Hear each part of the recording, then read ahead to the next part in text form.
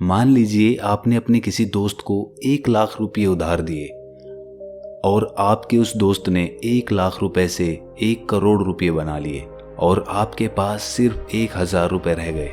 आपका मित्र जो पहले गरीब था वो अमीर बन गया और आप गरीब हो गए। तो ऐसे में आपके मन में क्या भाव उठेगा? क्या आपके मन में अपने मित्र के प्रति ईर्ष्या पैदा होगी या आप उसकी तरक्की से खुश होंगे? आज की जो मैं बौद्ध कहानी सुनाने वाला हूँ वो आपके मन को एकदम निर्मल बना देगी। जो भी ईर्ष्या के भाव आपके अंदर उठते हैं उन सब का जवाब आपको इस कहानी में मिलेगा। इससे पहले कि आप इस कहानी में खो जाएं, इस चैनल को सब्सक्राइब जरूर कर लें। तो चलिए कहानी शुरू करते हैं। एक बार की बात है, एक आदमी बुद्ध के पास आता है और कहता है, हे बुद्ध, मैं एक व्यापारी हूँ, मुझे मेरे ही मित्र ने बर्बाद कर दिया है। मेरा सारा व्यापार चौपट हो गया है। मैं आज उसी मित्र की हत्या करने जा रहा था, तभी रास्ते में मुझे आपका आश्रम दिखा। मैंने सुना है कि आप सभी समस्याओं को हल कर देते हैं। क्या आप मेरी भी सहायता कर सकते हैं? क्या आप मुझे कोई मंत्र दे सकते हैं ताकि मैं अपने मित्र से भी अधिक धनवान बन जाऊं? बुद्ध ने कहा, मैं तुम्हें एक ऐसा रास्ता बता सकता हूं कि यदि तुम उस पर चलोगे तो तुम्हारा खजाना कभी खत्म नहीं होगा, उल्टा वो और ज्यादा बढ़ेगा। व्यापारी बोला, हे बुद्ध, जल्दी से आप मुझे वो मार्ग बता दीजिए। बुद्ध ने कहा कि मार्ग बताने से पहले तुम ये बताओ कि तुमने अपने मित्र के साथ क्या किया था। जितनी सच्चाई से तुम मुझे सच बताओगे उतनी जल्दी मेरा मार्ग तुम्हें आगे ले जाएगा। व्यापारी बोला, मैं और मेरे मित्र 12 साल पहले इस नगर में आए थे।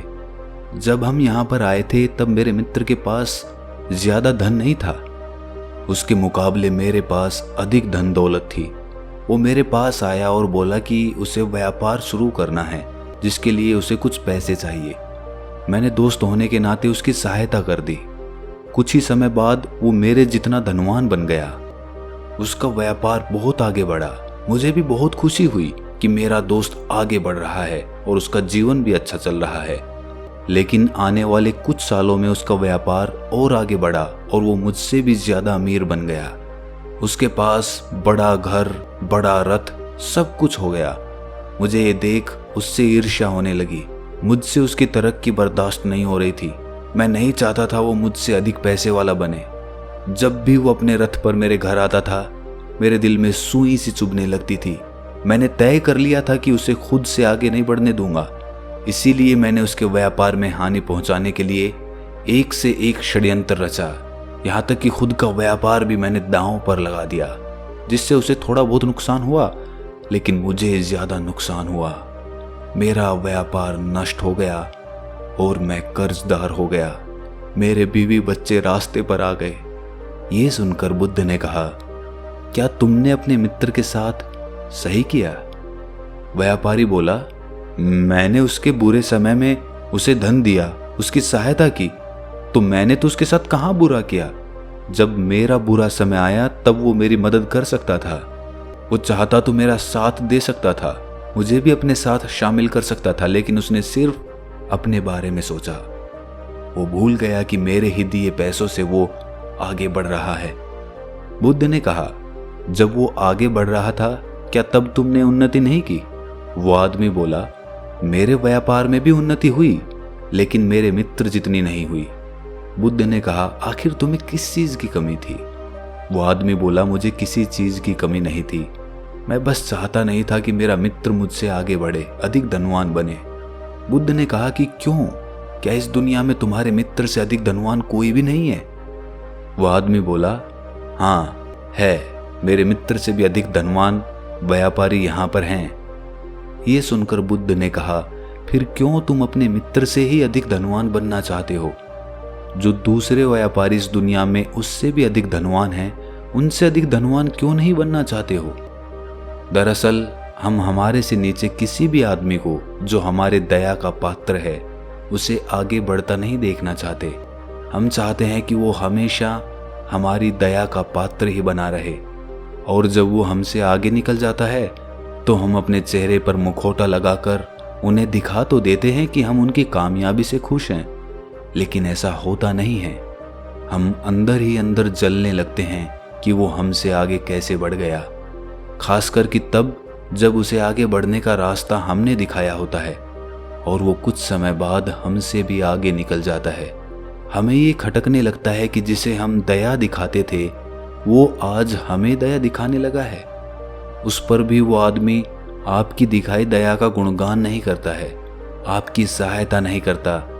तब आप उसे ये बताना चाहते हैं कि जो कुछ भी आज उसे मिल रहा है सब उसे हमारी दया दृष्टि से ही मिल रहा है।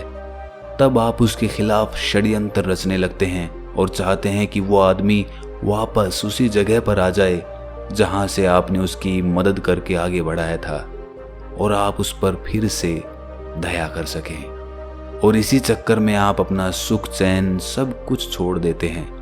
तुम चाहते तो अपने मित्र की उन्नति को सहनशील स्वीकार कर सकते थे और अपने व्यापार में भी उन्नति कर सकते थे।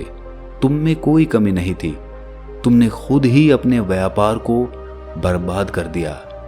वो आदमी बोला, बुद्ध, आप मुझे ये ना बताएं कि मैंने क्या सही और क्या गलत किया, बल्कि आप मुझे वो मार्ग बताएं जिससे मैं अपने मित्र से भी आगे बढ़ सकूं। बुद्ध ने कहा, क्या तुम अपना सब कुछ दांव पर लगाने के लिए तैयार हो? अगर हां, तो मैं तुम्हें वो रास्ता दिखा सकता हूं। वो आदमी बोला, हाँ, मैं तैयार हूं, मैं अपना सब कुछ दांव पर लगा दूंगा। तो बुद्ध ने कहा कि फिर जैसे मैं कहता हूं वैसे करो। तब तुम 1 साल में अपने मित्र से भी अधिक धनवान बन जाओगे और एक ऐसी संपत्ति के मालिक हो जाओगे जो कभी खत्म नहीं होगी। तुम सबसे पहले अपने मित्र के पास जाओ और अपना व्यापार शुरू करने के लिए उससे धन मांगो। आदमी ने कहा, ये आप क्या कह रहे हैं बुद्ध, मैं अपने मित्र से नहीं मांग सकता। बुद्ध मुस्कुराए और बोले, अगर तुम्हें वो संपत्ति चाहिए तो तुम्हें ऐसा करना ही होगा। जाओ, अपने दोस्त से धन मांगो, अपने दोस्त से धन लेकर आओ और अपना व्यापार शुरू करो। और यही नहीं, रोज तुम्हें यहाँ आश्रम में आकर भिक्षुओं से 1 साल तक ध्यान सीखना होगा और जो भी तुम कमाओ उसमें से उतना ही अपने पास रखना जितने की तुम्हें जरूरत हो। बाकी सब गरीबों में दान कर देना और लोगों की मदद करने के लिए उपयोग करना। नशा मत करना, किसी की निंदा मत करना, अपना व्यापार पूरी ईमानदारी से करना, कोई षड्यंत्र मत करना। तुम 1 साल तक ऐसा ही करो, तब देखना तुम्हें वो खजाना मिल जाएगा और कभी खत्म नहीं होगा। उस आदमी ने बुद्ध की बात मान ली और उसने ऐसा ही किया और 1 साल के बाद बुद्ध के पास आया और उनके चरणों में गिरकर बोला, हे बुद्ध, आप जिस संपत्ति की बात करते थे वो मुझे मिल गई है। बुद्ध ने कहा, क्या तुम्हारा व्यापार तुम्हारे मित्र से आगे बढ़ गया है? आदमी ने कहा, मेरा व्यापार तो बेहद छोटा सा है, लेकिन अब मैं उससे संतुष्ट हूं। मैं इतना कमा लेता हूं कि अपने बीवी बच्चों को अच्छा जीवन दे सकूं और मैं उसी से दूसरों की मदद भी कर देता हूं।